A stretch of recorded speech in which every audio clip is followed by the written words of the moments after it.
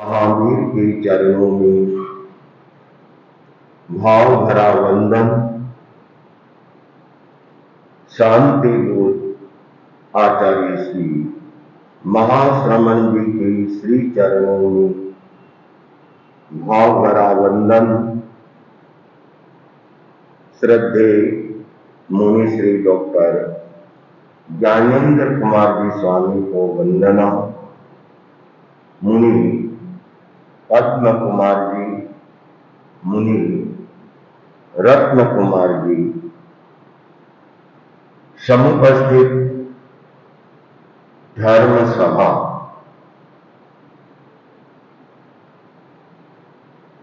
भगवान महावीर की वाणी का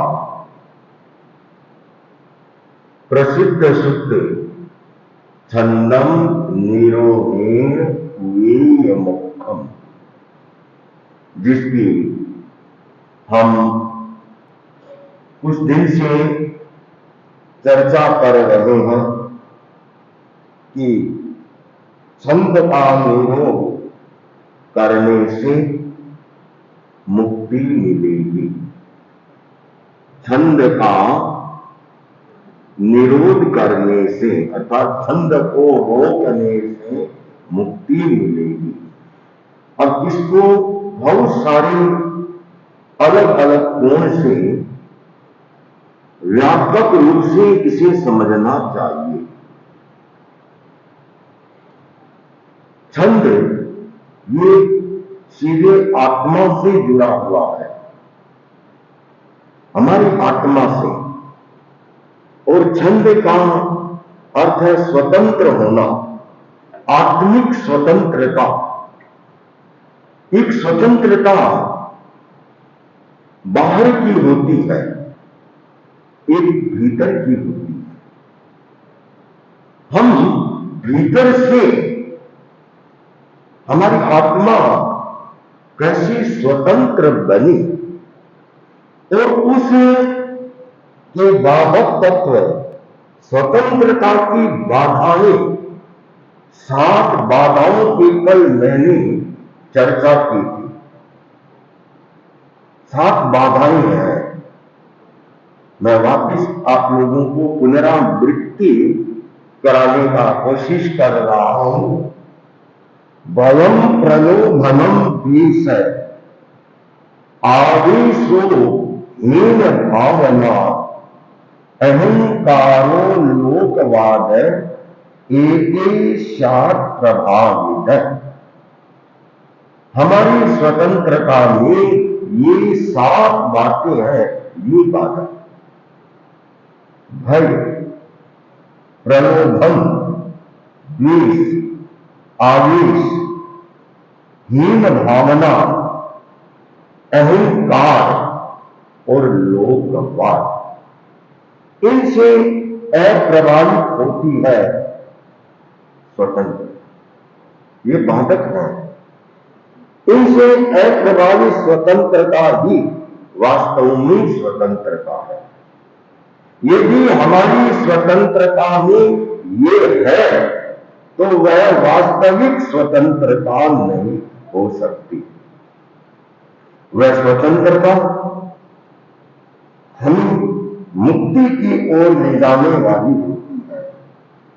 छंद निरोध करने से मुक्ति मिलेगी। इसका मतलब है कि हमें 8 आत्माओं में, 8 आत्माएं हैं, द्रव्य आत्मा, कसाय आत्मा, लगभग सबको याद होगी, नहीं तो याद करना चाहिए। 8 आत्माएं, और उन 8 आत्माओं में जो हमारी कसाय आत्मा है, कसाय आत्मा है जिसे हम ये भी कह सकते हैं वासनात्मक आत्मा, उसको तो रोकना है, उसको रोकना है। ज्ञान आत्मा, दर्शन आत्मा, चारित्र आत्मा, वीर्य आत्मा, और इनका उपयोगात्मक, विवेकात्मक इनको बढ़ाना है। जैसे जैसे विवेकात्मक आत्मा का उपयोग बढ़ेगा, वैसे वैसे वासनात्मक आत्माएं हैं वह शांत होगी, और छंद है वह रुक जाएगा। और हमारा धर्म की हम आराधना करते हैं, धर्म की साधना करती है, किस लिए करते हैं? स्वतंत्र होने के लिए, आत्मिक स्वतंत्रता की हमें प्राप्ति हो। और जब चेतना जाग जाती है तब वह महात्मा या परमात्मा के संपर्क में आता है। जब तक भीतरी चेतना नहीं जागती है सब कुछ ऊपर ही ऊपर का रह जाता है। आदमी धर्म भी करे और गुस्सा भी करे, दो बात नहीं हो सकती। या तो हमारी आत्मा में धर्म से प्रभावित होगी या कसाई से प्रभावित होगी। हम किससे प्रभावित हैं? यदि हम धर्म से प्रभावित हैं तो हमारी विवेकात्मक आत्मा है, उपयोगात्मक आत्मा है, वह बदला है। वह नहीं है तो फिर वासनात्मक आत्मा ही चाहे काम है, क्रोध है, लोभ है, भय है, ईर्ष्या है, घृणा है, अपशब्द है, आवेग है, आवेश है, ये सारे के सारे बढ़ेंगे। और जब जब व्यक्ति धार्मिक स्वतंत्रता में प्रयास करता है तभी है कि उसकी भीतर की चेतना है वह जागे। आगमों में एक बहुत सुंदर आगमिक कहानी है, बहुत सुंदर है। पिता के साथ लड़का पहली बार राजधानी में आया, छोटा लड़का था और वह पूरे शहर में घूमा। उसकी चेतना जागृत थी बच्चे की, बड़ा प्रतिभावान लड़का था। उसने शहर की हर चीज को देखा, पहली बार आया था। शहर के दरवाजे, तिरंगे, चौराहे, राजमार्ग, शहर के महल सारे देखा। पिता ने अपने शहर का काम पूरा किया और पिता पुत्र वापस आ रहे और नदी के किनारे जैसे चलने लगे पिता को याद आया कि अरे एक काम और करना था, मैं भूल गया। तो बेटे से कहा कि पुत्र तुम यहां बैठ, मैं ये काम करके अभी आ रहा हूं। बच्चा बैठ गया। बच्चा अकेला था और नदी का किनारा था, तो नदी के किनारे मिट्टी गिल्ली थी। बच्चे के मन में कौतूहल हुआ और उसने पहली बार जो शहर देखा था, बेटा बेटा शहर का नक्शा बनाने लगा। उसने कोई आर्किटेक्ट की पढ़ाई नहीं की थी, छोटा बच्चा था, जैसे देखा हूबहू वैसे बना दिया। बार बार देखता है, जहां जहां कमी लगती है उसको सुधारता जाता है, सुधारता जाता है। योग से उधर से उसी शहर का राजा घोड़े से निकला। अब घोड़ा तो घोड़ा है, चलते हुए उधर से चला, मिट्टी का ही तो था, घोड़ों के पैर से उठे गए। बच्चे से रहा नहीं गया, वह बोल पड़ा, अरे घुड़सवार, तेरे को घोड़ा चलाना नहीं आता? हाँ, मेरे सारे मकान तोड़ दिए तूने, उधर से नहीं जा सकता। उस बच्चे को नहीं मालूम यह राजा है। राजा ने उस बच्चे को देखा, बच्चे के चेहरे पे ओज को देखा, बोलने के तरीके को देखा, राजा प्रभावित हो गया। घोड़े से उतरा, चला, बच्चे के पास में आया और कहा, तुम मिट्टी से क्यों खेल रहे हो? मिट्टी से क्यों खेल रहे हो? मेरे साथ चलो, राजमहलों में मैं तुम्हें सोने चांदी के खिलौने दूंगा। हाँ, आज के बच्चों को तो डिजिटल खिलौने पसंद है। हाँ, सोने चांदी के खिलौने तो घरों में है कि नहीं है पता नहीं, पहनना भी दुर्लभ है, सब आर्टिफिशियल पहनते हैं। राजा ने प्रलोभन दिया, मेरे प्रलोभन है कि मेरे साथ चल, मैं तुम्हें सोने चांदी के खिलौने दूंगा। बच्चा तपाक से बोला, ये मिट्टी का पुतला मिट्टी से ही खेलेगा। राजा उड़ सकता है, ऐसा उत्तर कौन दे सकता है जिसकी भीतर से चेतना जागृत है कि ये मिट्टी का पुतला मिट्टी से ही खेलेगा। राजा उसमें बार बार उसको देखता है कि लड़का बहुत ही बचपन में इसका तेज इतना है।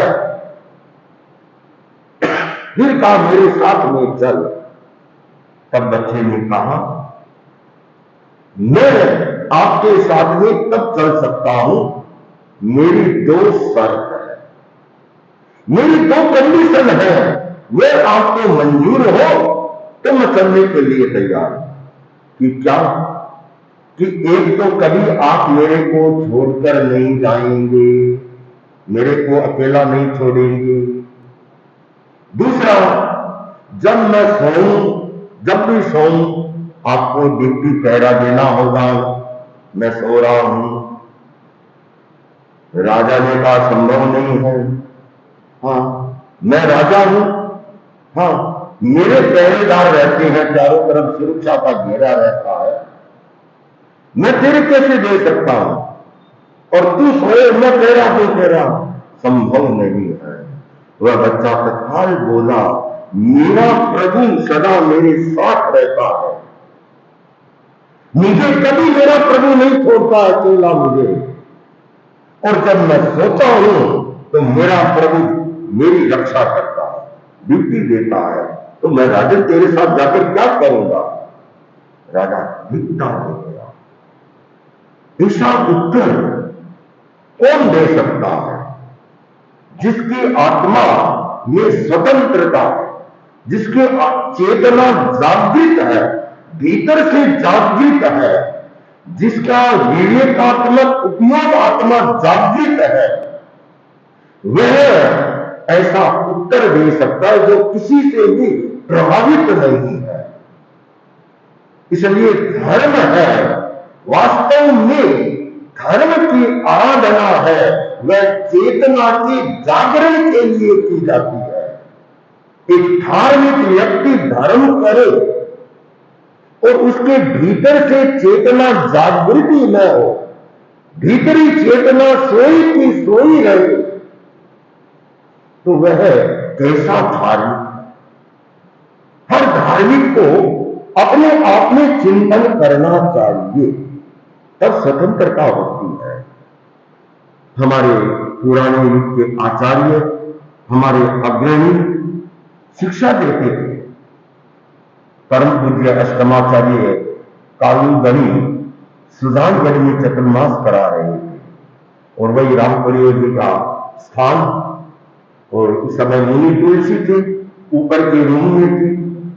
तो एक दिन मुनि नथमल जी को शिक्षा दी और उन्हें समझाया कि देखो तुम अभी छोटे हो, बच्चे हो, अभी तुम जितना अध्ययन करोगे उतना ही परिपक्व बनोगे और आगे चलकर तुमको कोई रोका टोकी नहीं रहेगी। अभी तुम बातों में पड़ गए तो अध्ययन नहीं किया तो फिर जिंदगी भर तुम्हारे माथे पर किसी न किसी का ठोला रहेगा, किसी के मतलब अंदर में रहना पड़ेगा। और अभी तुम अध्ययन कर लोगे अच्छा तो स्वतंत्र बन जाओगे, स्वतंत्र बन जाओगे। ये एक व्यवहार में बहुत सुंदर है, सभी के लिए है।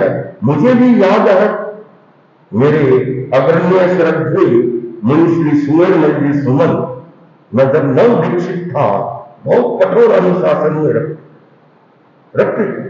तो अनुशासन को सहना किसके लिए?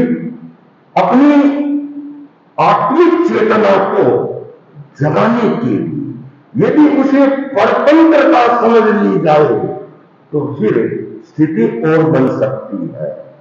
तो बंधु, हम छंदम निरोहे वीर्य मुखम। इनको हम समझे और समझ करके इसका उपयोग करें। अब है कि हमारे सब में तो छदमस्त है, सारा भरा है, तो कैसे हो? सब जानते हैं अभी हम कषाय को क्षय नहीं कर सकते, क्षीण नहीं हो सकती, लेकिन उसको हम उपशम तक ले जा सकते हैं। उपशम वह शांत पड़ी रहे, उपशम। और उपशम की साधना के लिए एक प्रयोग है, वह है दीर्घ श्वास परीक्षा का। अब दीर्घ श्वास परीक्षा का अभ्यास करें, कम से कम 10 मिनट का रोज का अभ्यास करें और फिर उसके साथ कोई छोटा से मंत्र का प्रयोग करें और आप देखें आपका कषाय शांत होता है या नहीं होता है। कल मुनि श्री ज्ञानेन्द्र कुमार जी स्वामी ने प्रवचन के पश्चात 1 दिवसीय त्याग में क्या कराया था? हाँ, गुस्सा तो कहना चाहिए संस्कार है। अब उसको रोके कैसे? उसके संस्कार को, गुस्से को विफलीकरण करने का एक उपाय है दीर्घ श्वास परीक्षा। इसका कम से कम 10 मिनट आप अभ्यास करें, फिर अभ्यास को 1-1 मिनट बनाएं और उसके साथ क्रोध शांति के मंत्र का जप करें और आप देखें आपका गुस्सा शांत होता है या नहीं होता है। तो मैं आज छंदम निरोहे वीर्य मुखम, छंद का निरोध करने से आत्मा मुक्त होती है, इस चर्चा को मैं यहीं पर विराम दे रहा हूं। ओम अर्हम्।